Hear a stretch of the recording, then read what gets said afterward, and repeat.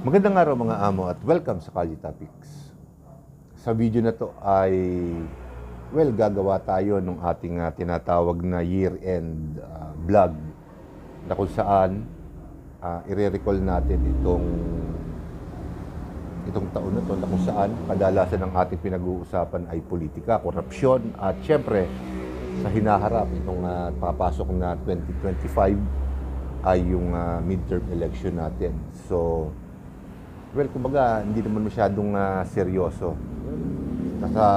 Nasa opinion nyo na lang yun kung parang seryoso yung magiging vlog natin ngayon dahil, syempre, kumbaga, isa-summarize o babalik tanawan natin, isa-summarize ko doon. Magbabalik tanaw tayo patungkol nga dito sa politika.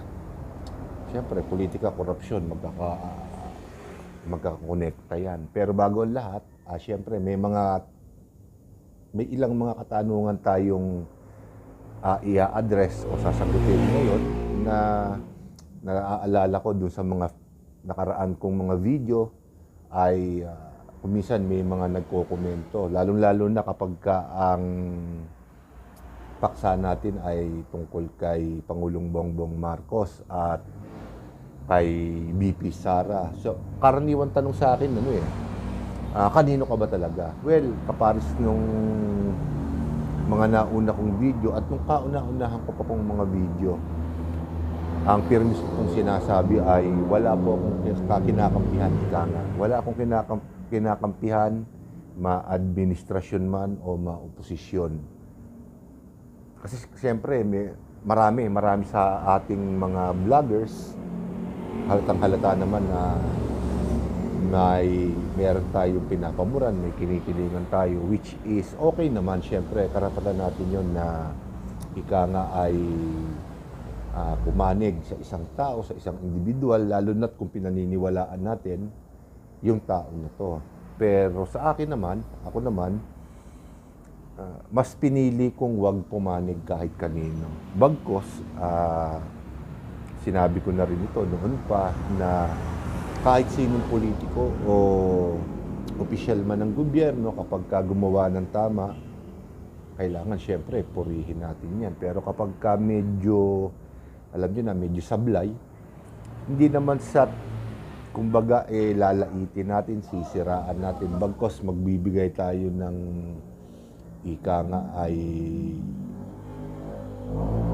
payo. Kumbaga, kung makakadagdag tayo sa kanilang dunong, ay magbibigay din tayo ng question natin sa ilang mga issue na kanilang kinakaharap, sa mga trabaho na kanilang ginagawa. Kasi syempre, tayo bilang mga pangkaraniwang mamamayan ang pinaglilingkuran nila. So, syempre, kahit papano, magbibigay din tayo ng question natin. At baka sakali yung question natin, maganda ang idudulot sa kanila, di ba nakatulong tayo. So, ang tawag yata doon ay constructive criticism. Yun ang ginagawa natin. So, isa yan sa mga kadalasang tinatanong sa akin. Meron din naman nagtatanong, ba't parang sa mga Duterte ka? Hindi naman ako sa mga Duterte. Nagkataon lang na medyo hinahangaan ko yung katapangan ng mga Duterte, lalong-lalo na ni dating Pangulong Rodrigo Duterte at syempre yung kanyang anak ngayon na si Vice President Sara Duterte. Pero hindi naman nangangahulugan na baka Duterte tayo. Meron din namang mga pagkakataon na tinutuligsa din natin o pinupuno natin yung ilang mga mali na nagagawa nila. Lalo na kay BP Sara, tingnan nyo lang yung ibang video ko patungkol dito sa kanyang kinakaharap na problema. So, hindi naman natin masasabing Duterte tayo. Ang totoo nga niya, nung kumandidato si dating Pangulong Rodrigo Duterte, ibinoto ko nun si Senator Grace po. Di ba siya yung kalaban? So, yun nga.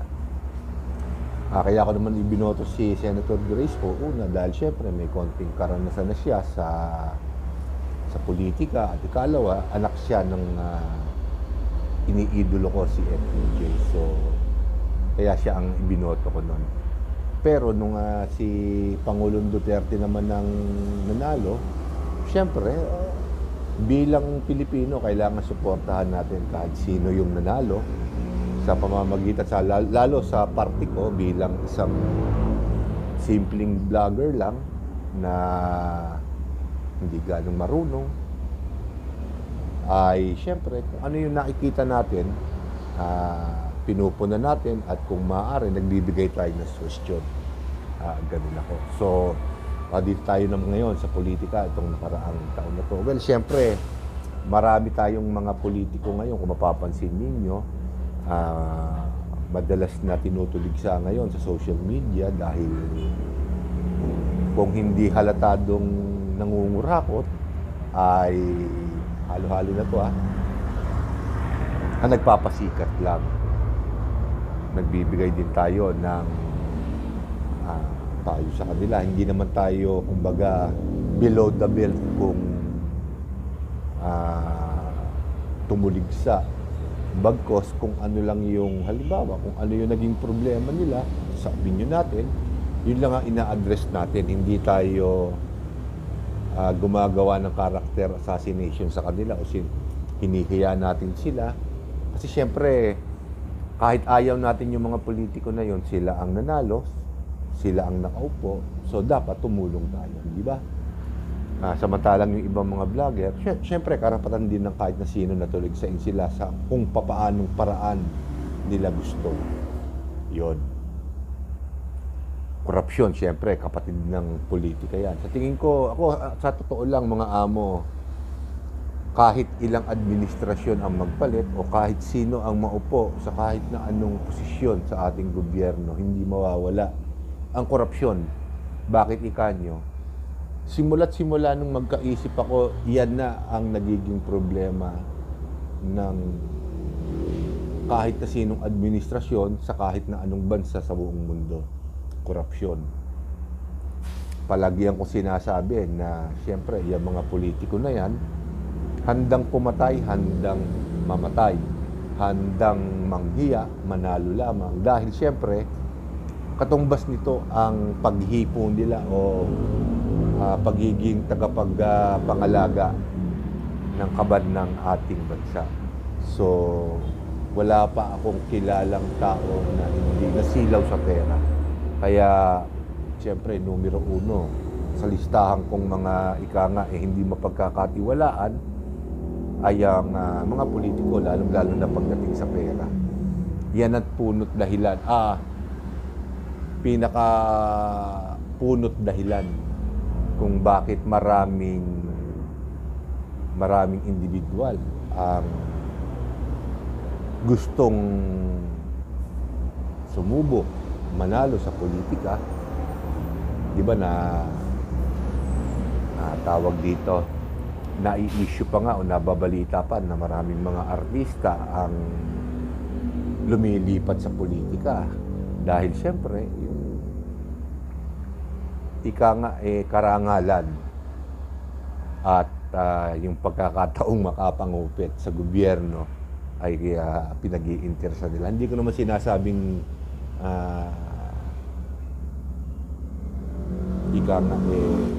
lahat sila. Pero karamihan, hindi lang yung mga artista na nagiging politiko, pati yung mga ibang tao dyan na nagnanais manalo sa politika, makahawak ng isang posisyon sa gobyerno ay nakakalungkot mang sabihin, siyempre, yan din ang kanilang inaasinta. Yan ang aking obserbasyon.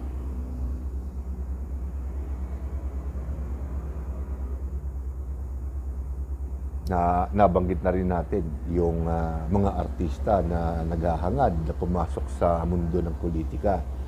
Hindi ko rin naman nila lahat na mga artista ay walang kakayahan sa posisyon na kanilang nais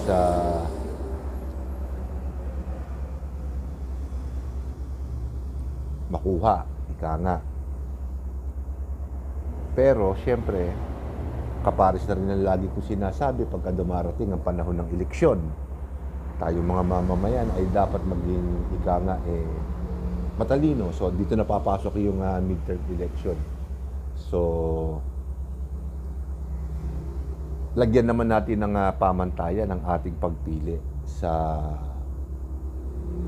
mga susunod na magiging leader natin. Kasi napapansin ko lang, kumbaga sa produkto, basta't may pangalan, pasok na kagad sa panlasa natin. Nawawala na yung kalidad, yung quality ng tao. Ano ba ang kaya niyang iambag? Halimbawa na sa Senado, may mga kumakandidato diyan na talagang nasa pamilya na nila o may pangalan sa politika. Porke bit-bit lang yung ganung pangalan, akala na nila may maiaambag. Yung ba talaga ay may iaambag sa Senado? Hindi lang sa Senado, Kongreso, Mayor, Governor. Siyempre, dapat tanungin natin muna sila, ano ba ang gagawin mo kapag ka nanalo ka? Ano ang plataforma de gobyerno mo? Kapag ka ang isinagot nila ay wakasan ng kahirapan, korupsyon, at magpatayo ng kung ano-anong infrastruktura, medyo kabahan na po tayo kasi yung mga ganong katwiran ay gas-gas na. At siyempre, ang sakit nating mga Pilipino, pag napadaanan tayo ng konting halaga, sila na kagad ang nilalagay natin sa ating mga balota. Huwag naman sanang ganun. Hindi ko sinasabing huwag yung tanggapin yung pera. Tanggapin niyo yung pera, pero iboto nyo kung sino yung gusto nyo. At kung sa tingin nyo ay merong magagawa doon sa nasabing posisyon na kanilang inaasinta. Kasi syempre, yung perang ipinamimigay nila, pera naman ang bayan nyo eh. So, okay lang na makuha natin. Pero pakatandaan ninyo, yung mga taong nagbibigay ng ganyang ayuda, karaniwan yan ang mga kurakot. Tama yung sabi nung iba dyan, hindi sila gagastos ng sarili nilang pera, sariling bulsa nila. Sa kabandi ng bayan nila kukunin yan. Kumbaga, ginagawa na lang nila tayong uto-uto. At kung ano man ang mangyari sa ating gobyerno, wala namang ibang dapat sisihin yan kung hindi tayo rin. Dahil nagpadala tayo sa popularidad nila na sa buong akala natin may magagawa sila. Pero ang totoo, wala naman talaga. At saka ito pa, madalas ko nakikita sa social media, may mga politikong tinutuligsa dahil siyempre, sikat sila, matulungin, matapang. Pero pagdating na sa ato-ato, kapag ka ang kalaban nga naman nila ay may sinasabi, medyo nangingimi sila. At pag minamalas-malas pa, pinagtatakpan nila. So, ganyan talaga ang politika sa ating bansa. Hindi lang sa atin, kahit sa ang bansa, ganyan ang politika. So, kung nais natin talagang umasenso ang ating bansa, bakit hindi tayo sumubok ng mga taong hindi galing sa mga kilalang politiko, sa mga pamilya na kilalang politiko, pero may mga sapat na kakayahan para magampanan yung mga tungkulin o yung mga posisyon na kanilang nais makuha. Hindi ho ba? Kasi siyempre nawawala na rin yung nawawala na rin yung dunong. Hindi ko naman sinasabi na kailangan nakatapos. Pero maganda rin yung kung nakatapos yung mga politiko kung boboto natin. Kasi siyempre, iba pa rin yung dunong, iba pa rin yung may edukasyon. Hindi sapat na dahilan para sa atin yung makita natin yung isang tao na kumakandidato na matulungin, kunyari, alam nyo, karamihan sa mga matulungin, hindi naman sa nilalait ko sila okay na maging matulungin sila. Pero pagdating sa kung sila na ang hahawak ng posisyon, karaniwan dyan, wala rin nagagawa. Wala rin nagagawa. Bagamat yan ang ating batas, lahat ay may karapatan na kandidato sa kahit na anong posisyon sa ating gobyerno, may tinapos man o wala, ay maaaring kumandidato. Sa tingin ko, sa karanasan natin, sa mga taong ika nga, ang naging puhunan lamang ay kasikatan,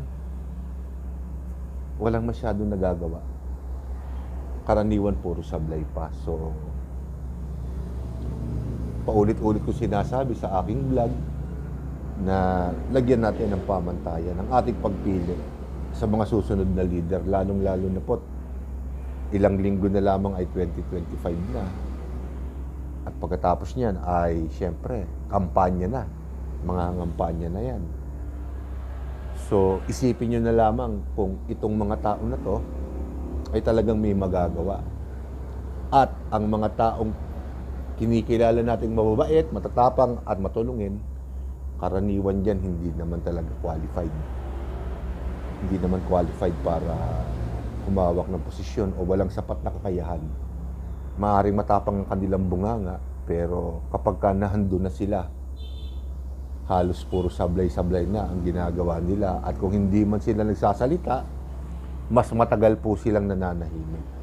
Dahil alam nyo, magandang kumbaga ginagamit lang nila yung kanilang posisyon para mapayaman lamang nila ang kanilang sarili. Diba, nakikita natin yan, nababalitaan din natin sa mainstream media. Mga politiko na nagmamayari na kung ano-anong negosyo sa ating bansa. Mga politiko naging bilyonaryo. Hindi ho ba?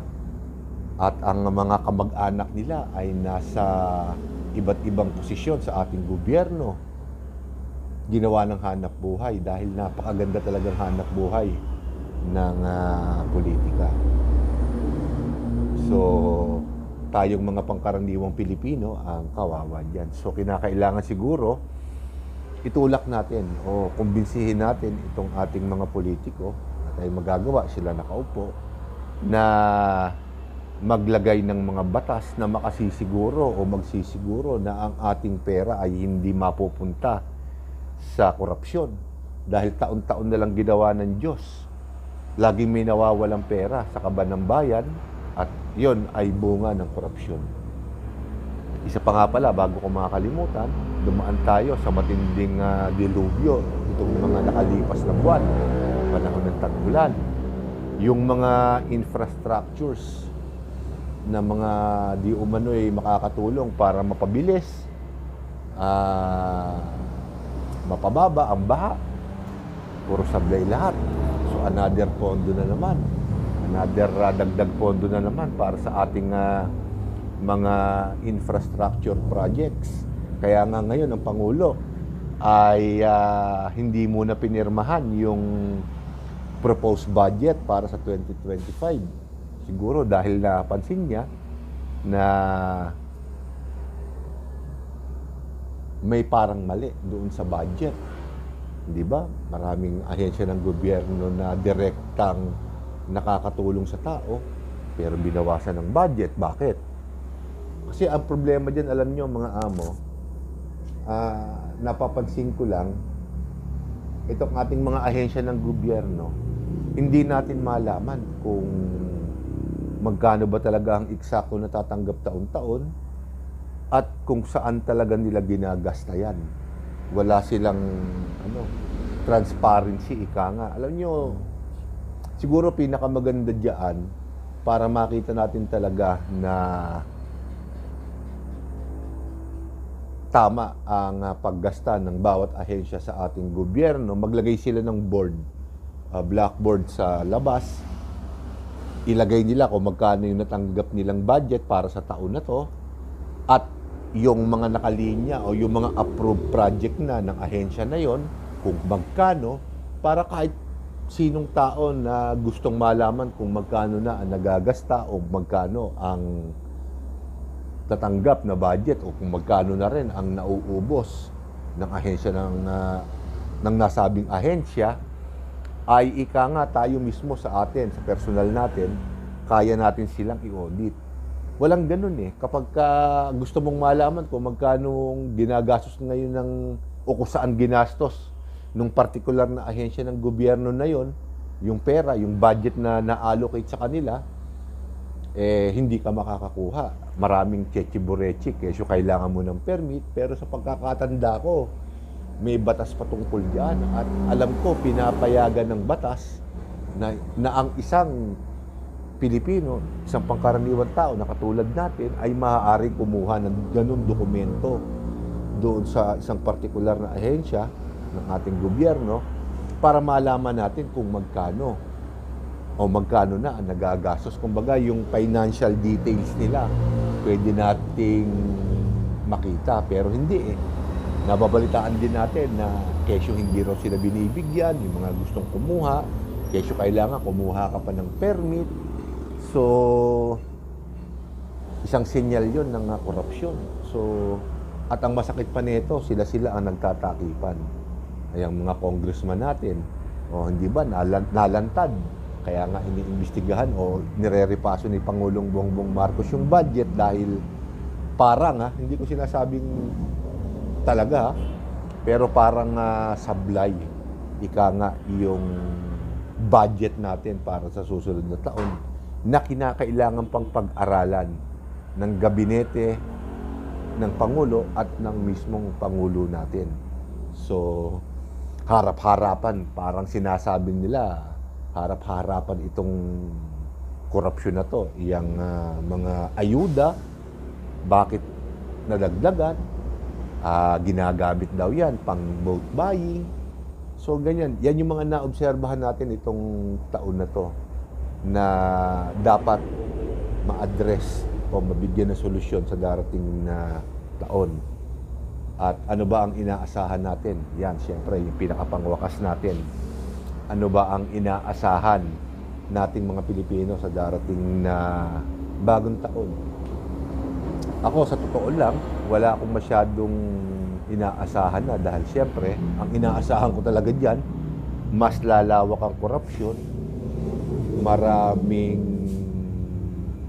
mga political aspirant na hindi naman talaga qualified ang nakalalamang na manalo kung hindi tayo magiging matalino.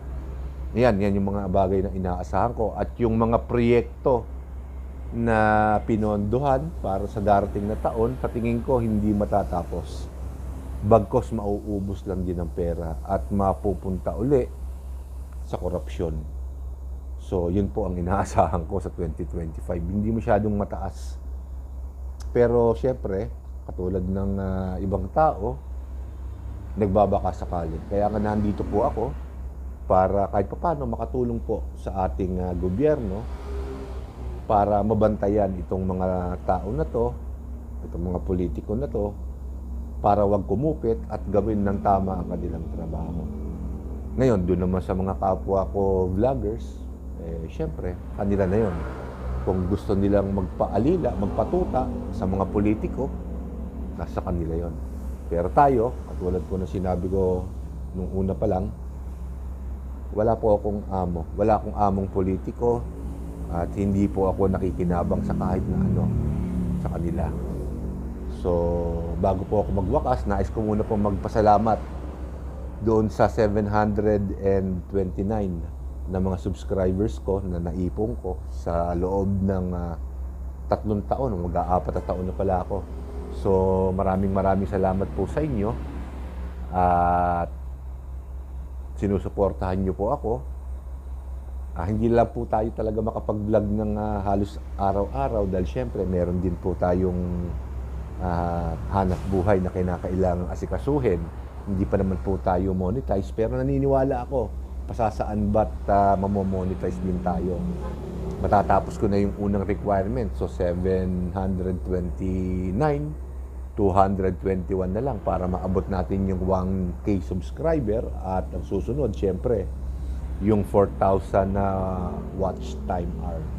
So kailangan mabuno natin yun bago tayo mamonetize. Pero siyempre sa awa naman ng bossing natin sa taas, alam ko naman na mararating din natin yan at ma-accomplish din natin yan sa tulong din po ninyo. So, dito ko na po tatapusin ng aking year-end vlog, ika nga. At nais ko po kayong batiin ng maligayang Pasko. At syempre, doon po sa mga madadaan dito sa aking YouTube channel, hindi naman siguro mabigat yung isang subscribe. At syempre, doon sa 729, maraming salamat po sa inyo at sana itong darating na taon at hindi lang po sa inyo, sa lahat po ng tao sa buong mundo, sa mga Pilipino, sana po ay maging masagana, maging masaya, maging malusog tayo sa darating na taon. So maraming salamat po at magandang araw at masaganang bagong taon po sa ating lahat.